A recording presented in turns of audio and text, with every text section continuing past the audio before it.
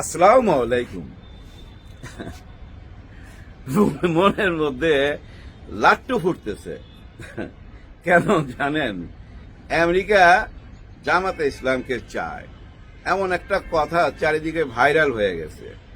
কোন এক সাংবাদিক ইন্টারভিউ নেওয়ার আগে ওই যে আলাদা বৈশাখ কথাবার্তা বলে না, ওগুলা ফাঁস করে দিছে। অডিও কল আর কি, অডিও কল ফাঁস হয়েছে, বা গোপন রেকর্ড করা কোনো কথাবার্তা ফাঁস হয়েছে। কি কথাবার্তা? যে জামাতে ইসলামের মধ্যে ভালো মানুষ বেশি, শিক্ষিত মানুষ বেশি, আমেরিকা জামাতে ইসলামকে চায়, জামাতে ইসলামকে ক্ষমতায় আনতে চায়। আবার আরেকটা দল সম্বন্ধে কথাবার্তা হয়েছে যে ওদের কার্যকলাপ ভালো না, কি কি কাজ করতেছে এগুলার আলোচনা করতে চায় না। গত 1.5 বছরে যা যা করছে ওনারা, এতে মানুষ অতিষ্ঠ। এই আলাপগুলা হয়েছে ওনাদের মধ্যে, এরকম আলাপ আলোচনা ভাইরাল হয়েছে, মানুষের শুনতেছে। আমি কিন্তু শুনি নাই।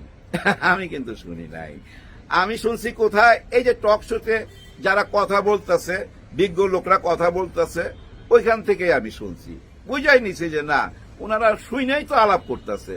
এখন আমেরিকার কে চাইলো জামাত ইসলামকে? ওনার নাম কি? কোথায় বৈশাখ চাইছে? কার কাছে চাইছে যে জামাত ইসলাম ক্ষমতায় আসলে আমরা একসাথে কাজ করব? আমেরিকা কার কাছে এটা চাইলো? মানে জামাত ইসলামের কারো কাছে চাইছে না অন্য কারো কাছে বলছে? ওই সাংবাদিক আর ওই সাংবাদিক কে আমি জানি না, জানার আগ্রহ নাই। কারণ জামাত ইসলামকে চাইবে না কেন? কারণ কি?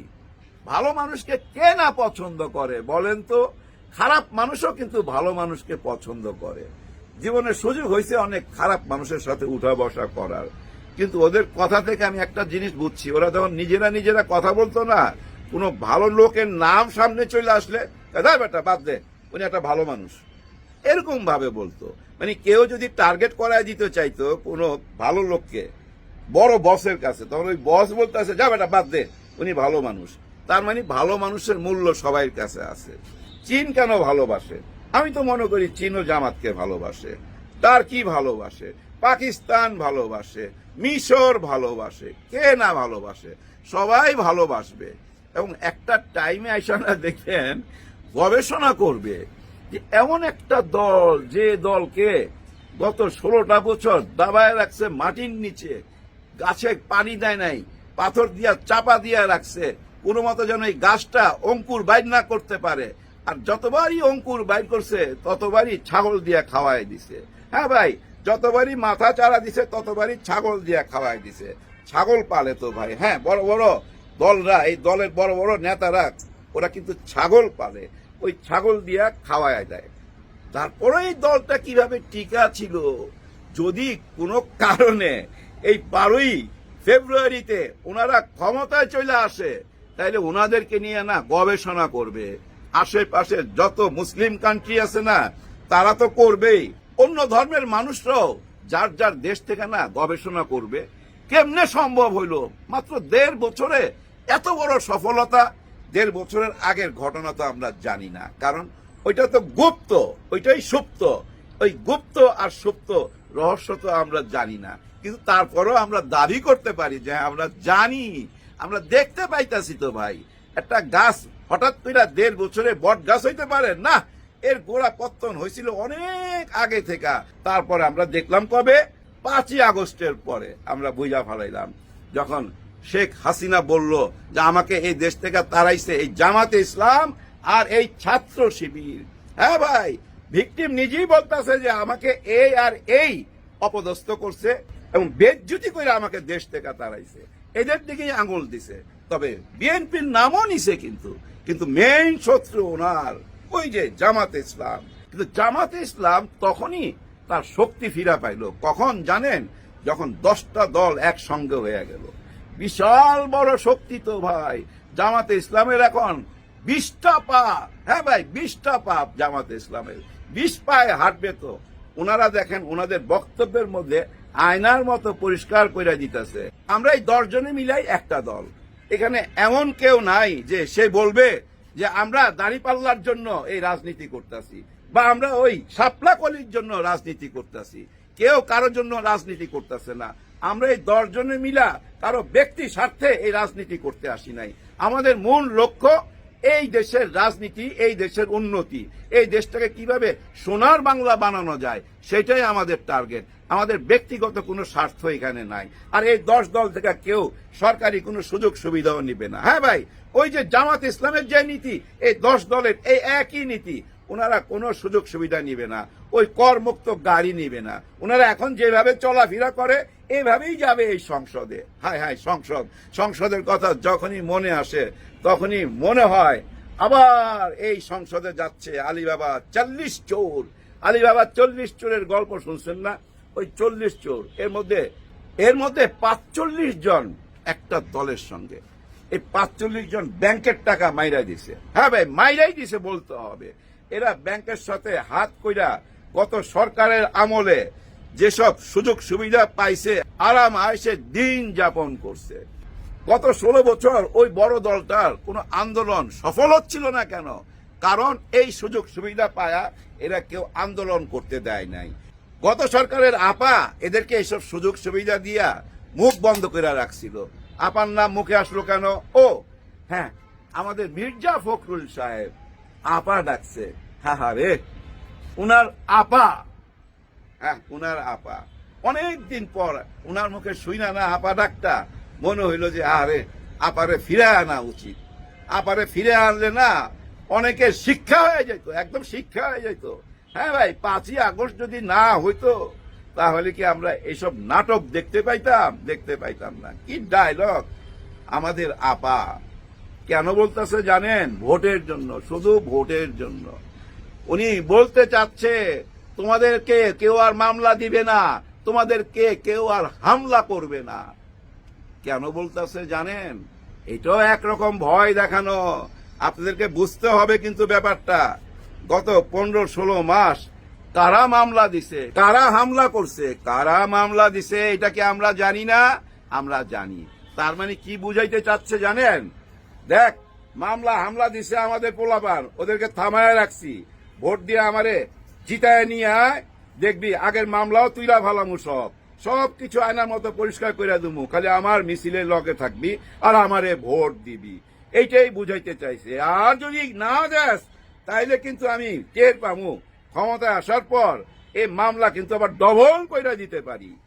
কারা মামলা হামলা করছে ওরা তো জানে, সারা বাংলাদেশের মানুষ জানে। কে না জানে যে মামলা হামলার সাথে কারা জড়িত? যারা জড়িত তারাই বলতেছে তোমাদেরকে আর কোনো মামলার অধীনে আনা হবে না, আর তোমাদের উপরে হামলা করা হবে না। তার মানে আমরা আগে করছি, এখন করুম না। ওরা ভাবতেছে না এই কথাটা, যাদের উদ্দেশ্যে বলতেছে ওরা মনে মনে কি ভাবতেছে? আরে বেটা, তোরাই তো মামলা করস, তোরাই তো হামলা করস, এখন যদি ভোট দেয় তোর লগে লগে থাকি তাইলে তো আর মামলা করবি না, হামলা করবি না। তার মানে কি জানেন? ভয় দেখায়া কাছে টাইনা রাখা। ভয় দেখায়া কি ভাই মন জয় করা যায়? ওই যে বাংলা সিনেমা দেখতেন না, নায়িকা এভাবে হাত বাঁধা থাকে, ভিলেনের সামনে বলে দেহ পাবি মন পাবি না শয়তান, দেহ পাবি মন পাবি না। ঠিক তেমনি ভাই ওদের দেহ পাবেন, মন পাবেন না। জোর করে মন নেওয়া যায় না। মন নিতে হইলে ভাই মনের সাথে মন মিলাইতে হয়, মনের কথা বুঝতে হয়। মানুষের মনের কথা তো বুঝতে পারতেছেন না। শুধু ওদের মনের কথা বুঝলে তো হবে না, মানুষের দেশের মানুষের মনের কথা বুঝতে হবে। ওদের দিকে আঙ্গুল দেখাইলাম কোন দিকে? ওদিকে কেন আঙ্গুল দেখাইলাম? কারণ ওদিকেই ভাই ওই পার্শ্ববর্তী দেশটা ওইখানেই। দেখেন ওনাদের এক নেতা, নাম মনে নাই, এই লোক কি বলতেছে জানেন? কোথায় বলছে? এই জলপাইগুড়িতে আইসা মঞ্চে দাঁড়ায়া বলতেছে, বাংলাদেশ নিয়ে বলতেছে। দেখেন কি বলে, যে বাংলাদেশে যদি একটা সুষ্ঠু নির্বাচন হয় তাহলে জামাত ক্ষমতায় যাইতে পারবে না। কথাটা কিন্তু অর্থ আছে, বুঝার চেষ্টা করেন। বাংলাদেশে যদি সুষ্ঠু নির্বাচন হয় তাহলে জামাত ইসলাম ক্ষমতায় যাইতে পারবে না। তার মানে কি বলতে চাচ্ছে জানেন? জামাত ইসলাম ক্ষমতায় যাবে এবং তখন তারা বলবে সুষ্ঠু নির্বাচন হয় নাই। সুষ্ঠু নির্বাচন হলে তো ক্ষমতায় যাইতে পারতো না। যদি চইলা যায় তখন বলবে জামাত ইসলাম কারচুপি কইরা এই ক্ষমতায় গেছে। ওইটা বলার প্রিপারেশন এখন থেকেই নিয়ে নিতেছে। আর ওই কথাটা বলাতে কি বোঝা গেল? জামাত ইসলাম সুষ্ঠু নির্বাচন ছাড়া ক্ষমতায় যাইতে পারবে না। তার মানে ওরা বুঝা ফেলাইছে জামাত ইসলাম ক্ষমতায় যাচ্ছে। হ্যাঁ ভাই, একদম কনফার্ম থাকেন, আমেরিকার মতো দেশ যদি বুঝতে পারে, তারা কেন বুঝতে পারবে না? যে ধাক্কা খাইছে, হায় হায়, যে ধাক্কা খাইছে 5ই আগস্টে 2024-এ, হ্যাঁ ভাই, পুরা ওদের গোয়েন্দা গোষ্ঠী থেকে আরম্ভ করে দেশের গোয়েন্দা গোষ্ঠী এবং এই দেশের যারা শত্রু ছিল সব, এবং এই শেখ হাসিনার যারা দালাল ছিল, পুরা দালাল গোষ্ঠী সবাই তো পালায় গেছে। ঠিক আছে, দেশের মধ্যে যারা আছে তারাও আমার মনে হয় ওরাও এখন বুঝতে পারতেছে শেখ হাসিনার অন্যায়টা। কারণ কি জানেন, উনার ছেলেই তো বুঝতে পারছে। জয়ের এই যে ইন্টারভিউ দেখেন নাই বিবিসির সাথে, উনি বলছে না যে তার মা রাজনীতি করবে না, তার মানে জয় বুঝতে পারছে। তাহলে কর্মীরা বুঝতে পারবে না? দি এন্ড হয়ে গেছে শেখ হাসিনা, দি এন্ড। উনি একজন দড়ির আসামি ভাই, দড়ির আসামি। বুঝা নিয়েন কথাবার্তা, হ্যাঁ ভাই, বুঝা নিয়েন। যার জন্য উনি আর আসবে না। জয়ের আসার সম্ভাবনা আছে যদি ভালো কিছু দেখাইতে পারে, কিন্তু ভালো কি দেখাইতে পারবে? না, দেখাইতে পারে নাই, না দেখাইতে পারে নাই। মানুষ তার স্বভাব থেকে বের হয়ে আসতে পারে না। ওই সুট কুট কইরা ভাই, যতই মুখস্থ কইরা আইসা ইন্টারভিউ দেখ না কেন, ওর ভিতরের রূপটা তো আমরা দেখা ফেলাইছি ভাই, দেখা ফেলাইছি। এই যে 5ই আগস্টের পরে আমরা তো অনেকের রূপ দেখছি না? এই যে 5ই আগস্টের পরে আমরা অনেকের অনেক রূপ দেখছি। আমরা বুঝতে পারি ভাই, রাজনীতি কেন বুঝুম না? সাধারণ ব্যাপার তো, সাধারণ অঙ্ক। এই অঙ্কটা এখন জনগণ বুঝতে পারে। আর এই বুঝতে পারার পিছনে কার হাত বেশি জানেন? কার হাত বলেন তো? এই সোশ্যাল মিডিয়া। এই সোশ্যাল মিডিয়া আমাদেরকে সত্য মিথ্যা বুঝার ক্ষমতা অর্জন করে দিছে। এই সোশ্যাল মিডিয়া না আমাদের সামনে সত্য মিথ্যা তুলে ধরে, আর আমরা বুঝা নেই কোনটা সত্য কোনটা মিথ্যা, কোনটা নাটক। হ্যাঁ ভাই, কোনটা নাটক। মানুষ না রাজনীতিতে না স্বচ্ছতা চায়, সততা চায়। মানুষ ওইসব 2 নম্বরই কথাবার্তা আসলেই পছন্দ করে না। একজন সাধারণ ওই যে ভ্যান চালক, রিক্সাওয়ালা ভাই, উনিও পছন্দ করে না। আবার আপনি উপরের লেভেলে যান, উপরের একদম হাই লেভেলে যান, উনিও পছন্দ করে না। আর না করার পিছনে ওই যে আমরা জ্ঞান অর্জন করছি সোশ্যাল মিডিয়া থেকে, ওইখান থেকে জ্ঞান অর্জন করে আমরা এখন সত্য মিথ্যা বুঝতে পারি, এবং কি আপনাদের না বলা কথাও বুঝতে পারি, এবং আগামীতে যে কি বলবেন সেটাও বুঝতে পারি। এই যে শিলিগুড়ি থেকে যে নেতা ভারতের এই কথাটা বলল, এই কথাটা দেখবেন এখন এখানে ছড়ায়া যাবে। এই আগামী 5-6 দিনের মধ্যে এই ধরনের কথা উঠে আসবে। কি কথা? যে সুষ্ঠু নির্বাচন হইলে জামাতে ইসলাম ক্ষমতায় যাইতে পারবে না। তার মানে জামাতে ইসলাম একটা কারুকাজ কইরা, কোন ম্যাট্রিকুলাস ডিজাইন কইরা ক্ষমতায় যাবে। যদি পাশ কইরা যায় তখনই বলবে আমরা আগেই বলছিলাম তো, আমরা তো আগেই বলছিলাম, আমরা তো আগেই ষড়যন্ত্রের ইঙ্গিত দিছিলাম। সেভাবেই তো নির্বাচন হইল এবং সেভাবে পাশ হয়ে গেল। এই নির্বাচন মানি না, মানি না। এই ধরনের সিচুয়েশন এই দেশে আসবে, আপনারা অপেক্ষা করেন। যার সিমটম, যার ট্রেইলার চালায় দিছে ওই জলপাইগুড়ি থেকে, এবং ভারতের মিডিয়া তো একই কথা বলতেছে যে বাংলাদেশে সুষ্ঠু নির্বাচন হবে না। যদি সুষ্ঠু নির্বাচন হয় জামাতে ইসলাম ক্ষমতায় যাইতে পারবে না। তার মানে জামাতে ইসলাম ক্ষমতায় গেলেই এরা ঝাঁপায়া পড়বে এই দেশের নির্বাচন সুষ্ঠু হয় নাই। তখন কি করবেন? তখন কি সিদ্ধান্ত নেবেন? এটা একটা চিন্তার ব্যাপার না? হ্যাঁ, এটা একটা উপায় আছে। সেই উপায়টা কি জানেন? আপনি আমি সবাই মিলে না সত্যটা তুলে ধরবো, এবং ওই যে নির্বাচন কেন্দ্র পাহারা দিতে হবে।